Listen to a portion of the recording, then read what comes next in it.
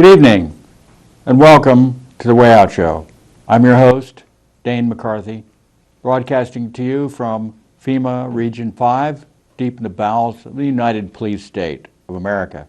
Today is July 31st, 2015, and we're going to show a maybe 15-minute or so clip of Alex Jones talking about the world and what's going on in several different areas, focusing on the European Union and the financial collapse that's kind of an ongoing situation over there with Greece and so on.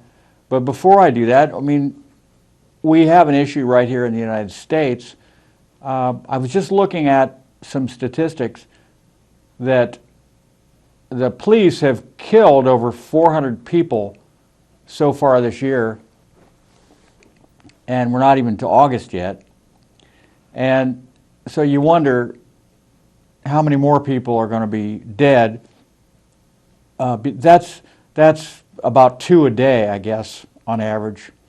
And those numbers are definitely high. So a lot of people are wondering and questioning what's going on with the police. And of course, the new use of video by private people on their cell phones, and also by the video cams on the persons of the police themselves or on their cruisers, is showing up that the stories that the police are telling are not necessarily true. There was just a police officer that killed a young man in Cincinnati, a University of Cincinnati police officer, over not having his license. He was originally pulled over because he didn't have a front license plate on his car. And that's, you know, you can't get any more minor than that.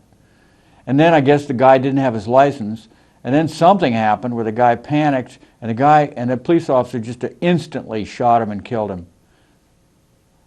I mean, talk about unbelievable. And now, well, he's been indicted for murder. But what kind of mindset would make a person do something like that to someone else? My understanding is that the kind of police that some of these police departments are getting, the kind of people that they're getting, that they're recruiting, they are trigger happy, they're unbalanced, they're basically criminal types, thugs. Not all police are like this, of course, but we're seeing a lot more than we used to see. Then there was the woman, the black woman who was, and this guy was black, by the way, and the woman who was killed a couple of days ago, she was found hanged in her cell, and her traffic stop was because she changed lanes without using her turn signal. And this got her dead somehow. And she hanged herself supposedly with a trash bag liner. I mean a trash basket liner, one of those plastic trash bag liners. And how you do that is rather amazing as well. So you have to wonder what's going on here. And so we have a lot of things, issues, and this is not going to end. These issues are just going to keep coming at us our whole lives. But I do think it's important to, for our own financial well-being, to look at the trends, to look at the future as much as we can, by understanding directions and understanding the way the world is going and how it works. We can help prepare ourselves to deal with what is coming down the pike. And the plans that are being made to control us, to engineer humans, to manipulate humans, they will have a more difficult time manipulating us and using us and exploiting us and abusing us. By they, I mean the rich and powerful, those people with the means to do so. They will have a more difficult time abusing us, exploiting us, if we are hip and onto what their plans are and how they operate and the machinations that they use and the complexities that the complex systems that they put in place, the paradigms, the algorithms that they use, the computers, to try to control people.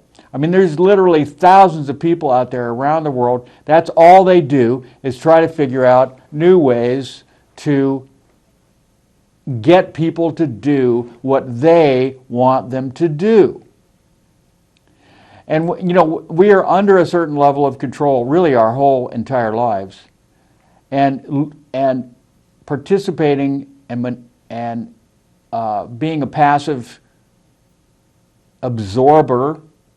We're like a sponge. We're absorbent. We just absorb the programming that is aimed at us and targeted. We are targets, and you've may have heard the term branding. They like to brand people. They actually call it, the advertisers, the corporations call it branding, and they get you at a very young age, where you are the type of person that only uses a certain brand, a certain product. Oh, I drink Pepsi, or I drink Coke, or I drink Mountain Dew, or something like that. And your personality is actually tied up, or who you are is actually tied up in your preference for a particular product over another particular product. And they call this branding. And it's a psychological ploy and in your brain that you don't feel comfortable if you don't get your brand. You need it. So, and this is something that it may not be the best product, but it's the product that is you're psychologically trained to prefer. So, all right, enough of that. Let's look at this clip, and I apologize for showing Alex Jones. I haven't shown him for actually quite some time, but he is one of the best ones out there, and he gets a lot of really great guests on. And so we've got a few minutes of Alex Kaiser, who's always kind of entertaining. So let's go to the clip and watch it. Collapse will tell you who's saying that. We've got a lot of other analysts saying it. Turmoil coming to the markets. Prepare for bear markets and bonds. Ron Paul.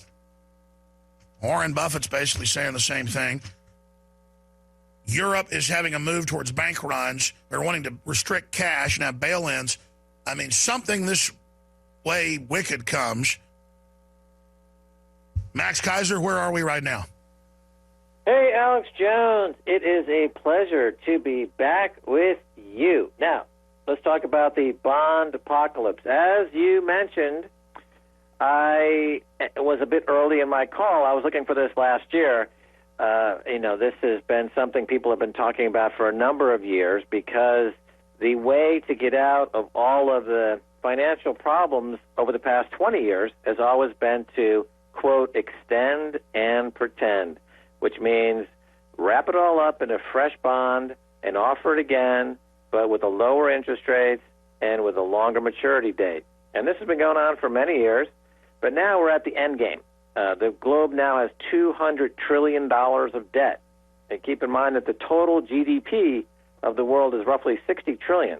But I thought derivatives were over $2 quadrillion.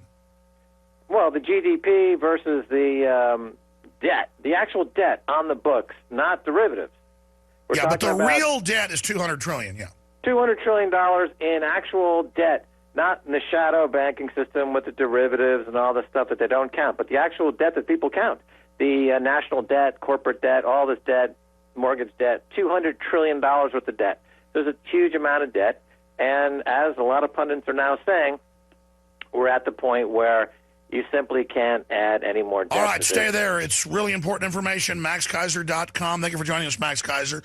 We're going to look at this. I mean, look, he said we were going to have the baby when it was 10 months pregnant, the woman. Now it's like 14, 15 months pregnant. Max says it looks like it's going to pop. Maybe he's wrong. Maybe the gestation period's now, 50 years. Kit Daniels wrote a powerful article, Rebel Flag Controversy. Why not just ban Democratic Party for its links to racism?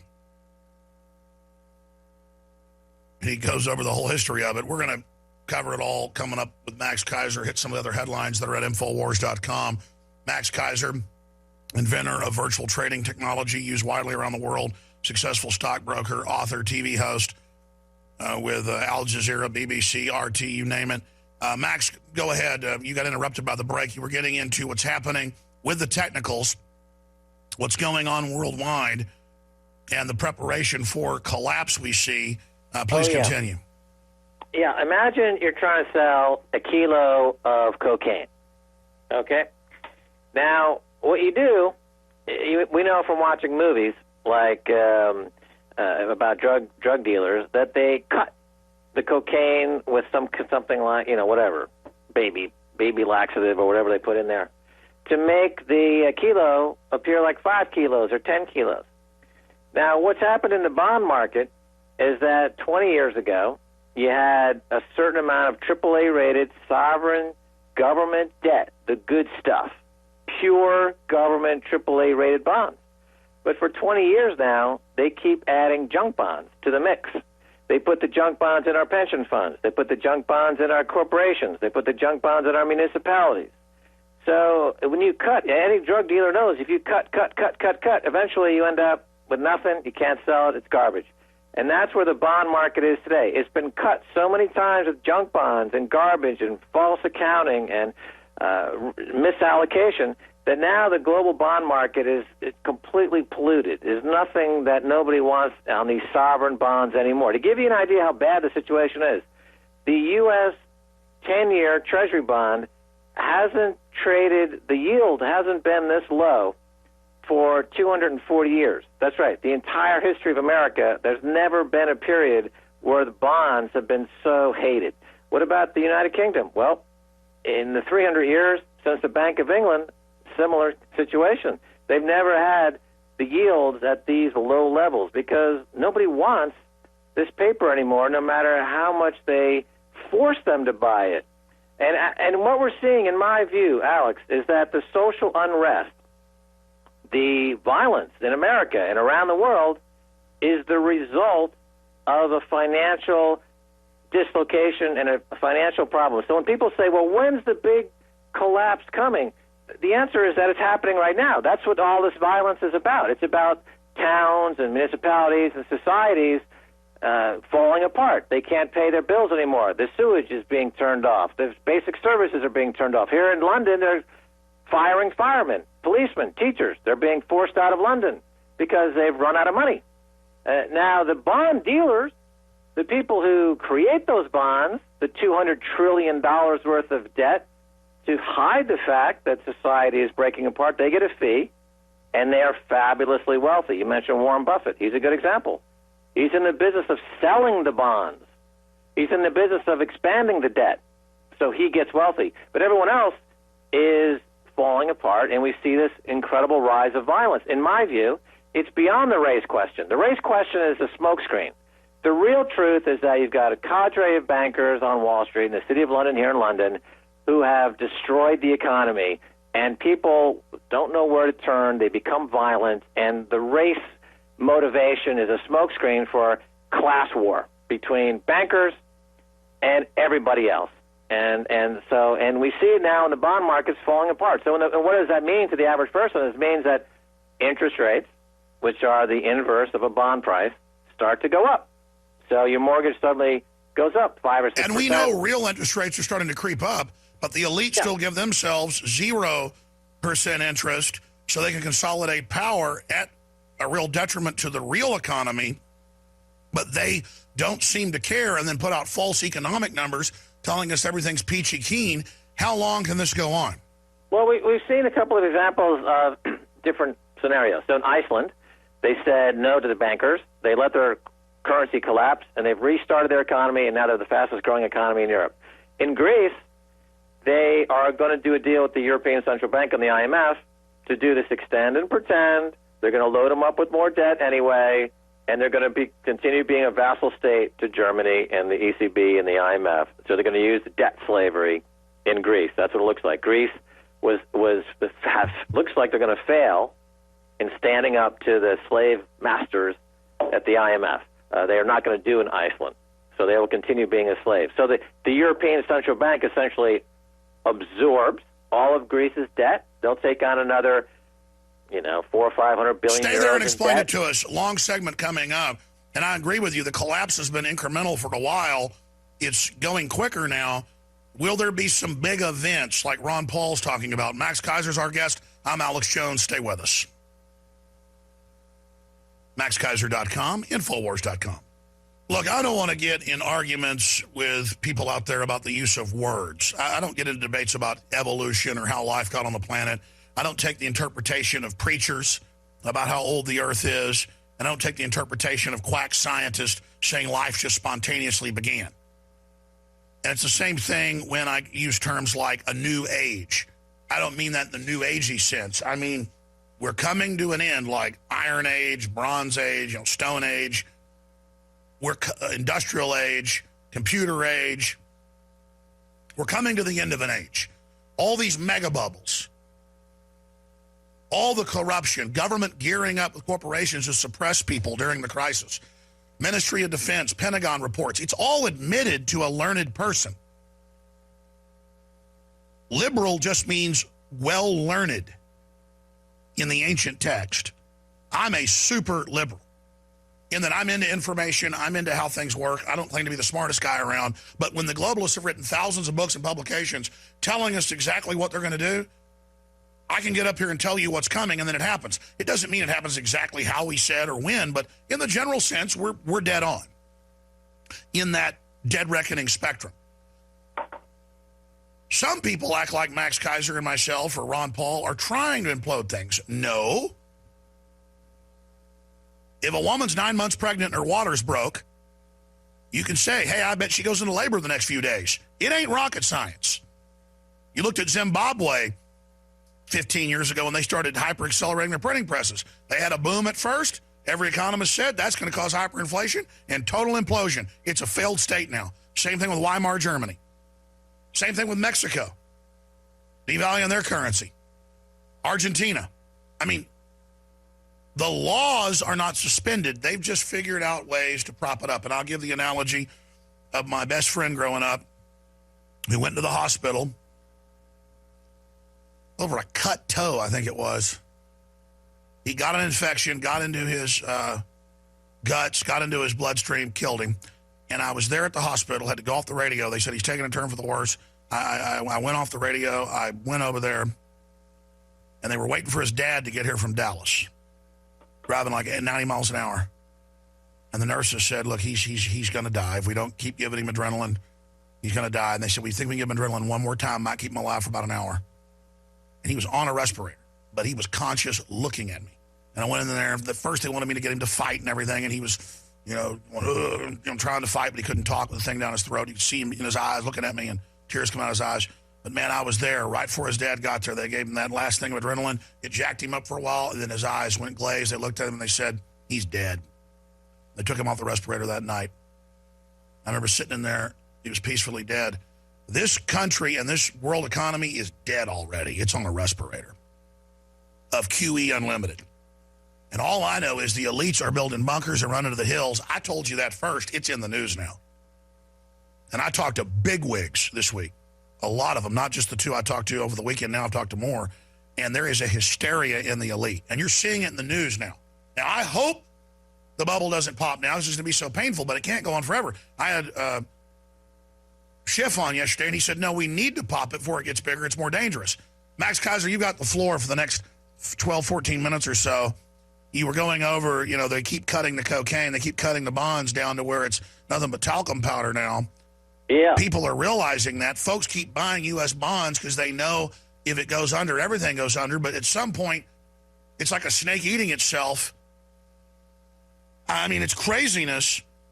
And then the general yuppie public just thinks everything's wonderful because, they can watch Caitlyn Jenner or whatever his name is. I I mean, I'm not against Caitlyn Jenner. I just don't care. I mean, it's mental illness that we promote all this stuff that doesn't matter at the end of the day, and Confederate battle flag fights, and just we're fighting over who polished the silverware the best on the deck of the Titanic's what I'm getting at. And I look at this economy like my friend, dead already. Or it's kind of use the Wrath of Khan analogy of Spock goes in to fix the reactor and Kirk wants to go in to save him, and they grab him and they say, look, he'll die if I don't get him out. And they go, look, he's dead already. I don't know how long till Spock hits the ground, but I mean, he's leaning over right now. His skin's burned off. I mean, and people are sitting there to us. It's not bad. It's not bad. You're a liar. You're a fearmonger. And we're just looking at weapons moving in with NATO to have war with Russia. Our government's so crazy they fund Al-Qaeda to murder every Christian they find. I mean, we got really evil people in charge. And every instinct I've got is just get off the air, get out of here. Roll over to the globalists and just run with my family. But I'm not going to do that, Max. And I'm 100% saying what I believe, what I see happening. How long can this go on? What is the state of the world? What will the accelerated meltdown look like? Well, first of all, I have to ask, there are people who would confuse you with a new age, incense-burning, Birkenstock sandal-wearing, yoga, Vedic master? I'm shocked. Alex Jones of Austin, Texas, worshiping crystals? No. What I'm getting at is I say we're coming to the end of an age, clearly. Clearly the end of an age is here. I get it. So listen. No, but I'm asking you, are we not at the end of an age? Like they have to fund themselves and they sell bonds, right? And what's happened is that they have starting to buy their own bonds because nobody else wants to buy them out there. So they're buying their own bonds because if they stop buying their own bonds, then the bond markets collapse and interest rates go high and everything falls apart like it did in 2008. So in 2008, everything came to a dead stop, and suddenly they printed $60 trillion. The debt of the globe went from $140 trillion to $200 trillion. They printed $60 trillion to essentially buy back their own mistakes. The theory is, why do they do this? Well, the theory is that we're going to fake it till we make it. We're going to keep interest rates low, and this is going to get people to start businesses, and wages are going to go higher, and taxes are going to go up, and once we get those taxes, we're going to pay down this debt. Well, it hasn't happened in 7 years. There hasn't been enough tax revenue to pay down the debt. Therefore, the debt keeps on going higher and higher. And at some point, you just have a capitulation where there's nobody left. There's no greater fool left. There's no more room to eat your own vomit, essentially, is what the central bank is doing. And you have a repeat of 2008. But it just is much worse because there was never any reform. Barack Obama, in my opinion, the greatest failure of his presidency is that when he took office, he bailed out the bankers instead of bailing out Main Street. He could have very easily bailed out Main Street. He could have bailed out the mortgage holders, not the mortgage underwriters. And this whole crisis could have been averted after maybe 2.5 years of a gut-wrenching adjustment. We would now be expanding. People would be a lot more hopeful, and we wouldn't see this race, violence erupt because people would be too busy making hand-over-fist money, and the United States would be a world leader. Instead, he bailed out the bankers. He left Main Street to rot. So you have municipalities, infrastructure, potholes, bridges just crumbling. There's no and that's money because for it. they're greedy and want it to implode so they can buy it up for pennies on the dollar. But only a suicide banker, the term you coined, would do that because the conflagration is so incredibly dangerous. There's so many suicide bankers now. There's another, every week, there's another banker because they feel so ashamed of being in that industry and participating in financial terrorism that either they just outright kill themselves out of embarrassment to be associated with the likes of Jamie Dimon or Lloyd Blankfein, or they just blow themselves up because, they've lost their mind.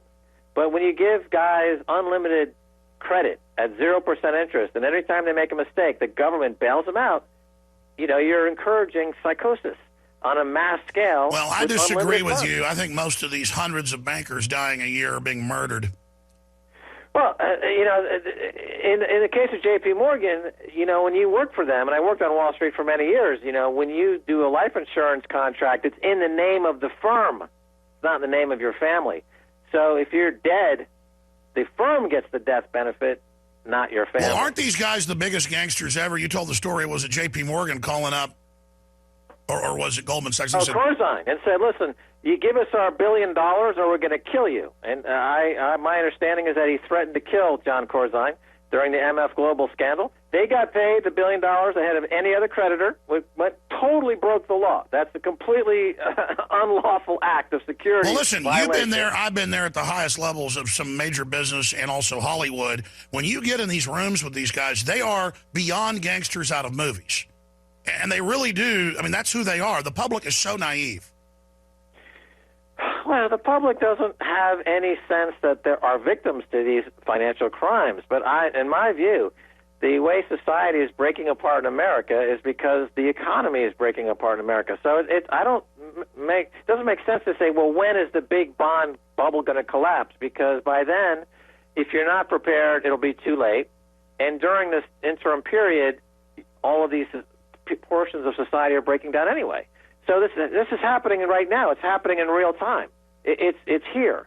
So it's not about the absolute moment when you suddenly have a bond apocalypse and there's another 2008-like scenario. If you're not completely prepared at that point, it'll be too late. But you should know that you're already experiencing a degradation in your society, in your country, because of the massive quantities of wealth that have been stolen by the folks that we've been talking about. Sure. For Well, years. except for a few chosen cities, a few chosen areas, like Austin, Texas, like some areas of Orange County, you drive around the country, I've been all over it, it looks like a bombed-out third world war zone compared to what it looked like decades ago when I went on road trips across this nation. I mean, this country... Well, what happens is it becomes generational. So now you've got the whole generation, people that are just now 20, 21, 22, who don't know anything different.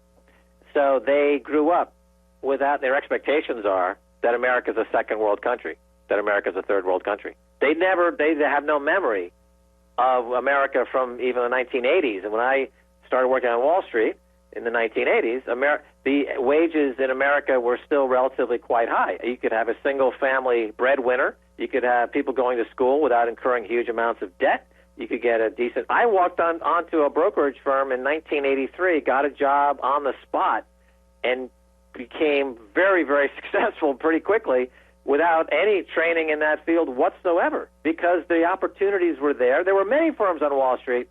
Now they've all been either gone bankrupt or been taken over. Now you only have 2 or 3 firms on Wall Street. Merrill Lynch has now been taken over. I was talking to a well-known former owner of a large brokerage company that managed billions, and he just said, about 6 months before 2008, he sold it all, got out, and he said because the writing was already on the wall that the regulators would shut you down even if you followed all the rules because they were run by the big 3 brokerage houses that were consolidating, and right. it's a and mafia. They put up these huge barriers to entry, and it's all crony capitalism. So, when I was working on Wall Street in the early 80s, there was stories of shoeshine boys who got their broker's license and became incredibly successful. You never hear about stories like that anymore because all those avenues toward progress have been completely shut down now. It's now a closed shop. It's the way it was back in the 50s and 60s where it was the old boys and it was all very controlled. And because that's where the access of the money is. When the Fed prints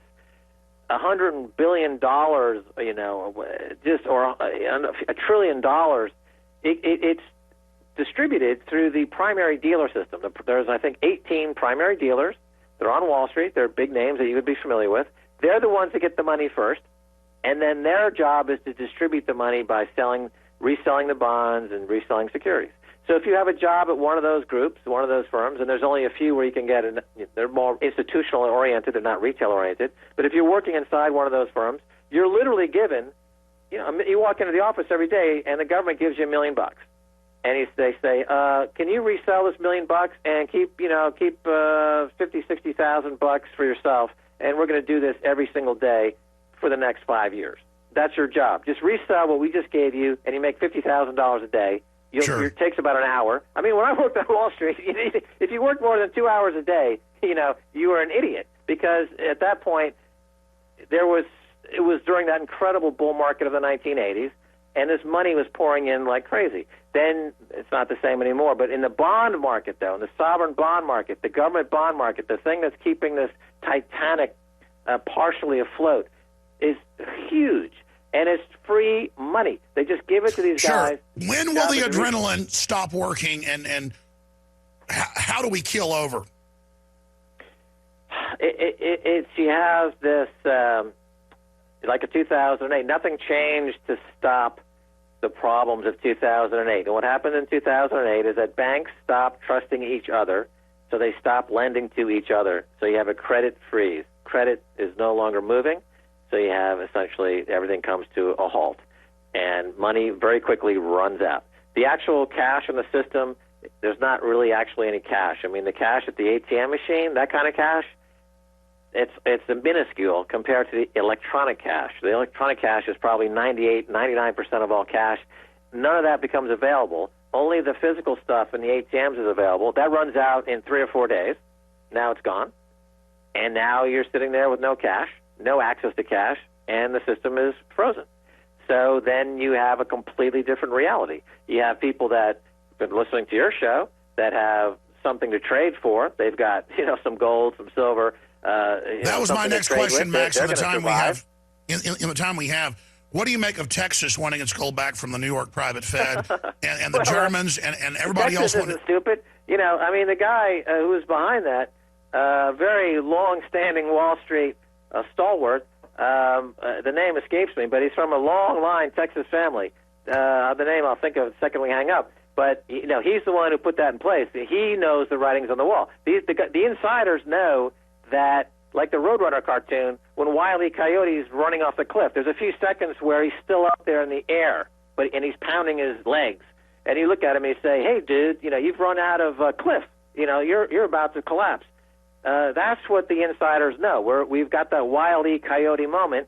So the Texas, very wisely, have repatriated. So has Austria. So has Russia's buying thousands of tons of gold. Germany hasn't. China's been buying gold. Germany already has a lot of gold.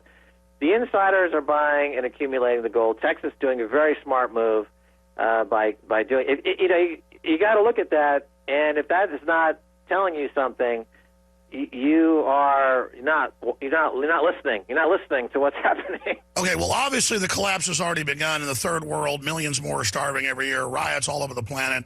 It hasn't completely hit here yet, but the water's rising towards our higher islands that are really just mountains, here on the bottom of the sea, sticking up above the surface.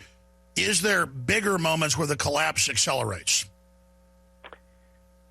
Well, you remember 2008. It was not that long ago. The entire world economy had come to a grinding halt. And you had every bank on Wall Street was facing insolvency, and there was panic. And they got together and they said, okay, we're all going to work together, except for Lehman Brothers. Lehman Brothers, because they wouldn't play Tell ball. us about it in the final segment, MaxKeiser.com.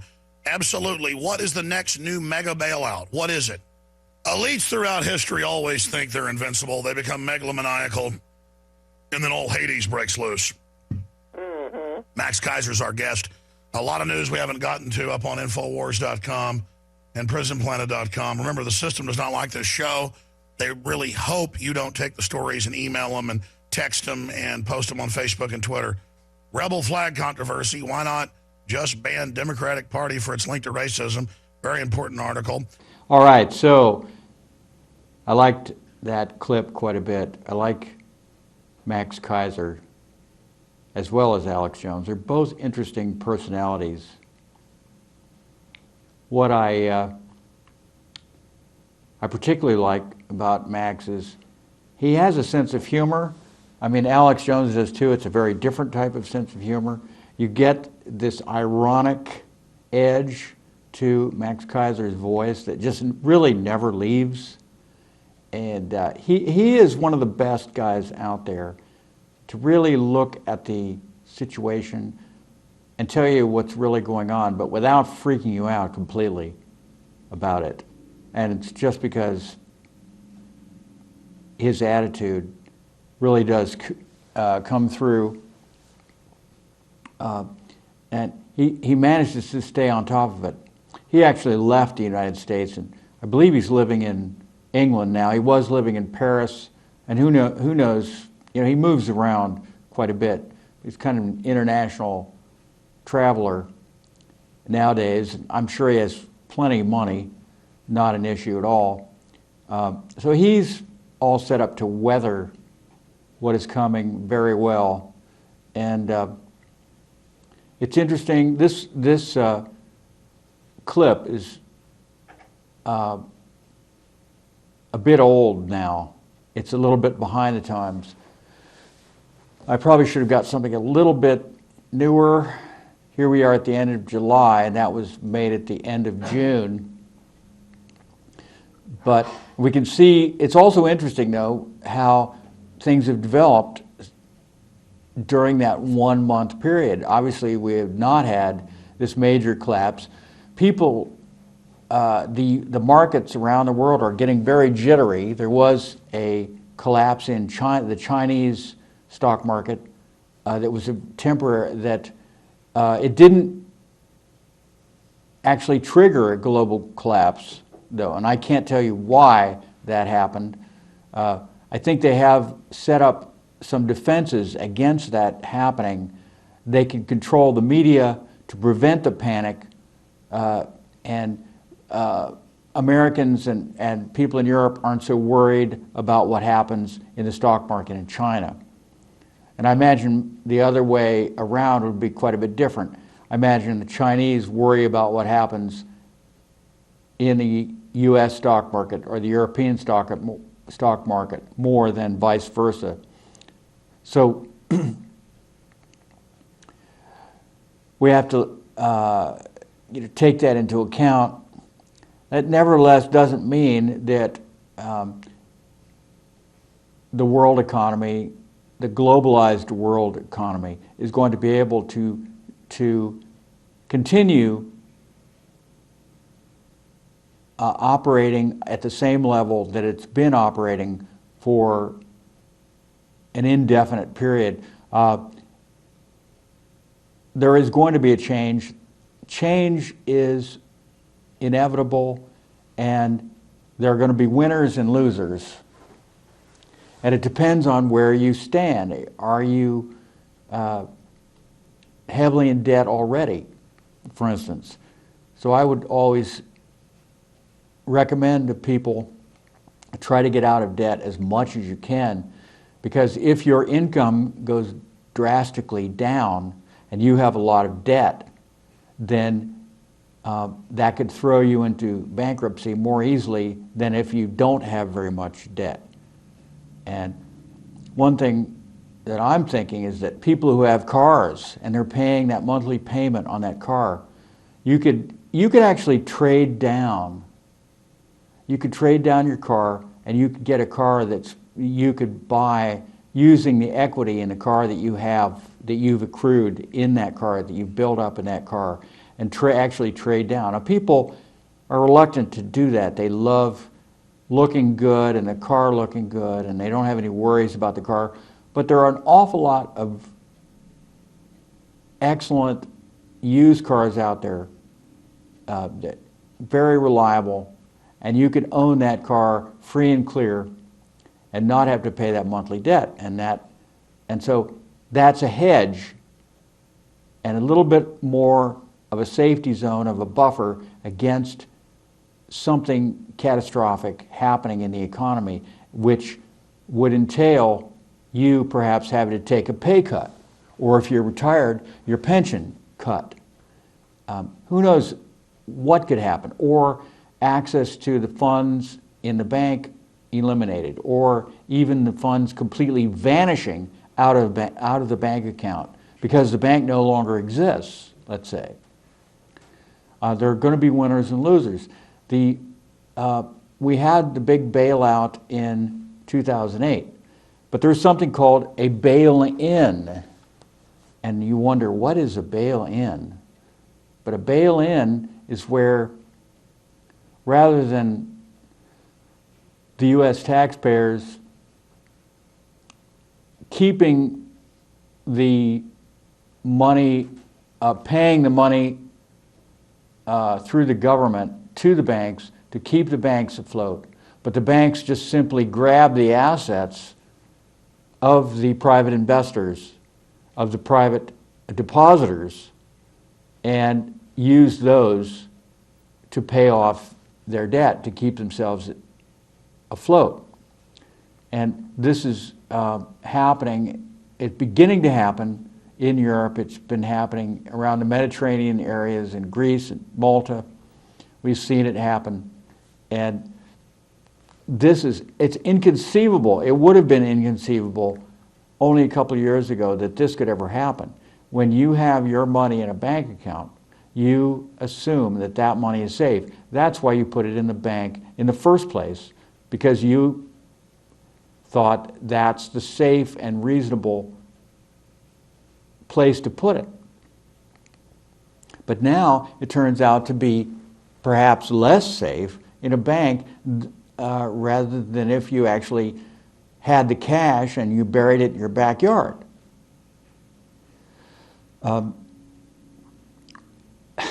It's just inconceivable that we could be at this place, but we seem to be perhaps approaching this kind of scenario happening in the United States. And not just the United States, but most of the countries around the world. And as Alex Jones mentioned, in many places, these things are already happening. People are pulling their money out of the banks if they haven't already lost their money from the banks. The money simply disappearing out of the bank. And when the bank goes down, if the bank goes into bankruptcy, then you don't necessarily get your money out. Some people do, some people don't. It's almost a matter of how quickly you can get to that bank and get it out. This is what happened in 1929 in the United States in the stock market crash. Those who got to the bank before they ran out of cash could withdraw their money. Those who didn't get there in time, so that there was no cash left in the bank, they lost out. They lost all their savings. And my grandparents on my mother's side lost all of their life savings in the 1929 crash, they had $900. They lost every penny of it. And they were hurting. They were not hurting as much as other people because my grandfather had a job that was an infrastructure job. I believe he worked for the gas company or the electric company, one of those utilities. And so people need their gas and electric, and so he kept his job. Now he did take a pay cut. And yeah, it's hard to believe that this happened, but it actually did. So they suffered. They didn't suffer like some people who lost all their money and a job and were forced to go on what they called relief back then. When Roosevelt passed some socialistic measures to basically just print money and give it to people, and at least it gave them some money to buy the basics and keep them afloat a little bit. All kinds of things happened during that time. Sometimes people lost their homes because they couldn't pay the mortgage. Other times the banks were actually willing to work with them and reduce the amount of the mortgage that they paid so that they could stay in their home. I suppose the bank thought that maybe a lesser amount of money being paid to them was better than not getting any. We're still, here it is, 2015, and we're still seeing the repercussions of that catastrophic collapse in 2008. We have not recovered. I think of the housing market. I've talked to people up in the capital of Ohio, Columbus. Columbus has been affected very much by this housing boom and then the collapse, the retraction of that irrational exuberance that was displayed in that housing bubble, where people thought that their houses were worth a lot more, and maybe, well, I think they were never worth what people thought they were, but because of the media, because of this way that people get sucked in to the lie, to the tall tale, the propaganda, they really believed that that your house was a really good investment, that it was just going to go up, continue to go up in value. And I remember seeing graphs that were shown on television that showed this. And they would start the graph basically at around the World War II period, and they would just show up the value. Well, unfortunately, those graphs, unless you look at the details, you'll see that they go up, down, up, down, up, down, up, down. That's the way graphs pretty much work, and almost all of these trends, but they're saying, well, the long-term trend is up. And I suppose if you look at a long enough period, you can see trends that would show all kinds of things that would be the opposite of what you would of the way the trend goes if you look at the actual details. I mean, most people own their house for maybe 5, 10, 15 years. And during that period, a short period like that, relatively, the value of your home could decrease. And now it's very simple. When you look at a house, let's say you're considering buying a house in Columbus or anywhere else, you can get online, you can very easily pull up all the statistics, or a lot of the statistics about the house. For instance, the sale history of the house. You can see how people got this much money back in the early 2000s. Maybe it was worth $90,000. Now the house may only be worth $60,000.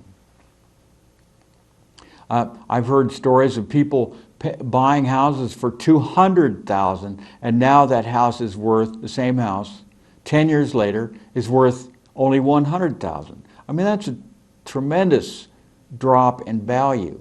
And what is value? Value of a home is only, really, when it comes down to it, what a buyer is willing to pay for that house. And there are other factors involved, of course. How does the neighborhood look? Does it change? What is the schools? What is access roads? The condition of the home can change, can get better or worse. And those are all going to affect the value. But the bottom line is, it nevertheless comes down to the actual cash, or the actual amount that people are willing to sign to pay for that house on that dotted line and that sales agreement. So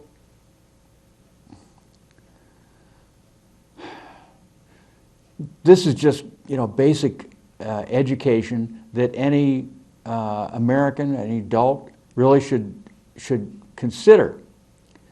Right now, people are backing away from buying homes. They're having difficulty buying homes. And one of the situations I think that people are concerned about is that they want that home that is in the perfect shape, that they just get the keys, they walk into the house, and they settle in, they move in the furniture, boom, everything done for them.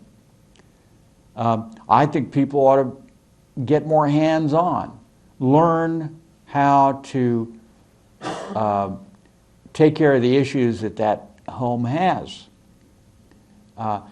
People should be building homes instead of buying a manufactured home, like a double wide or a trailer, because you have an asset that is more, the possibilities that asset could raise in value are way better than for a double wide or for a trailer, because those double wides or trailers, they're manufactured, they're essentially temporary housing.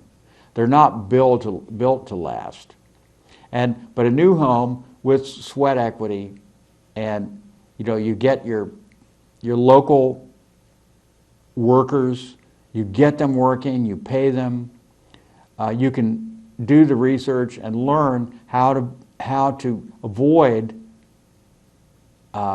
building in that planned obsolescence that your manufactured home has.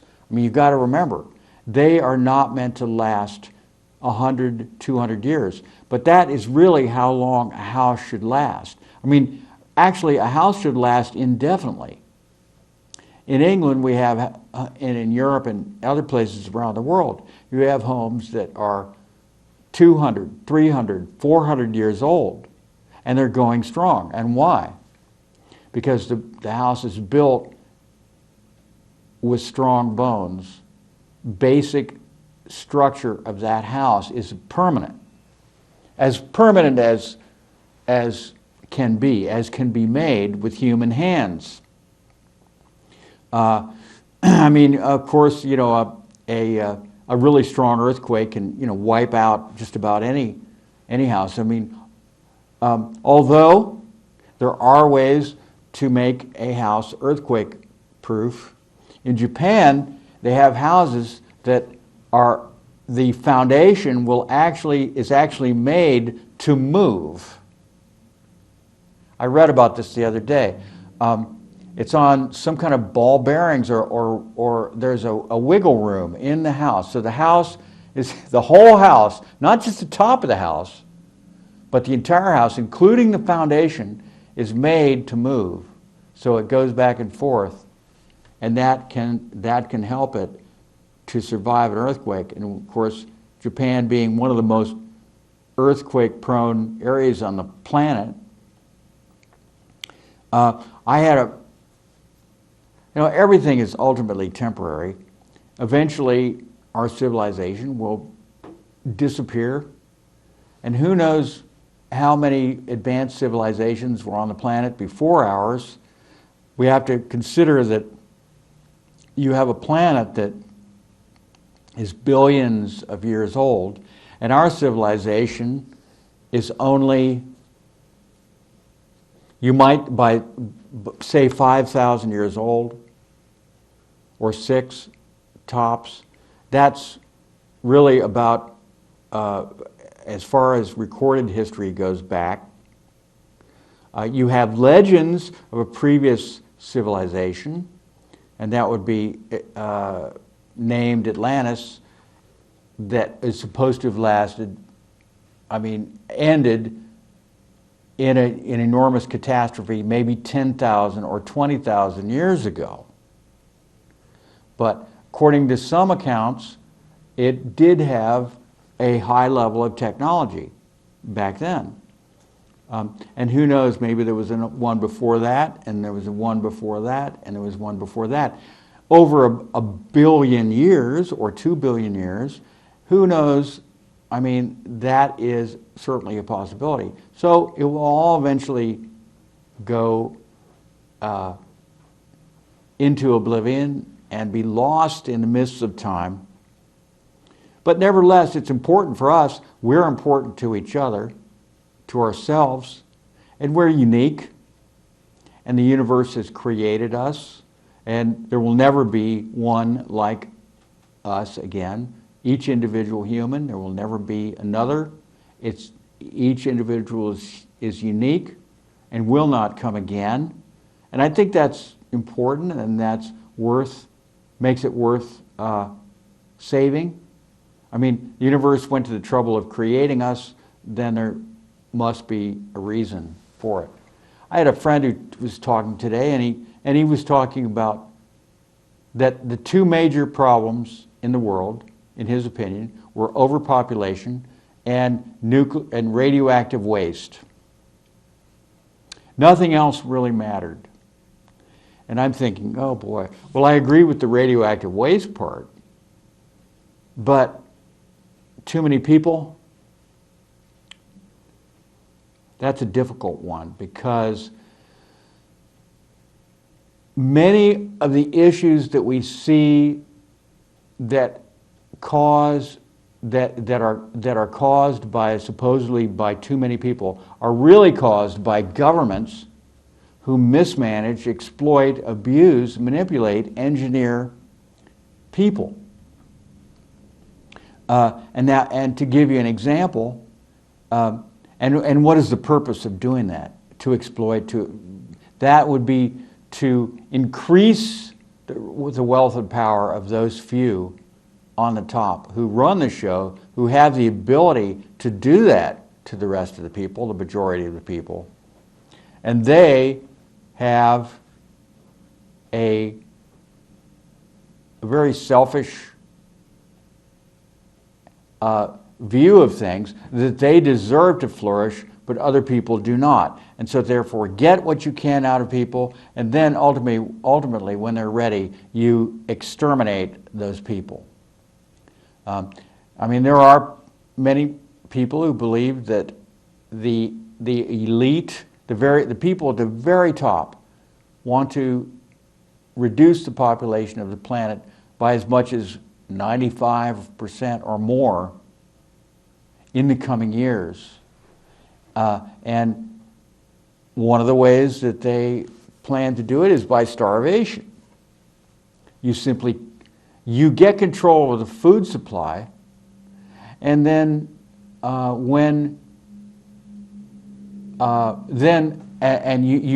create a GMO, and then at some point you have a food crash, where some kind of blight destroys everything, like happened in Ireland. You get a monocrop, and then you can say, well, we don't have any food. Sorry. You get people dependent on the food. So they don't have any land. You take away their land, their ancestral land, with taxes, and just drive them off, war, you name it, making it into huge parks, whatever, natural animal preserves, this type of thing. Drive them into the cities, and then pull away the food by, let's just say, engineering a blight, and bingo, mass starvation. Not a very pleasant way to end the show, but I run out of time. Sleep well and have a great weekend.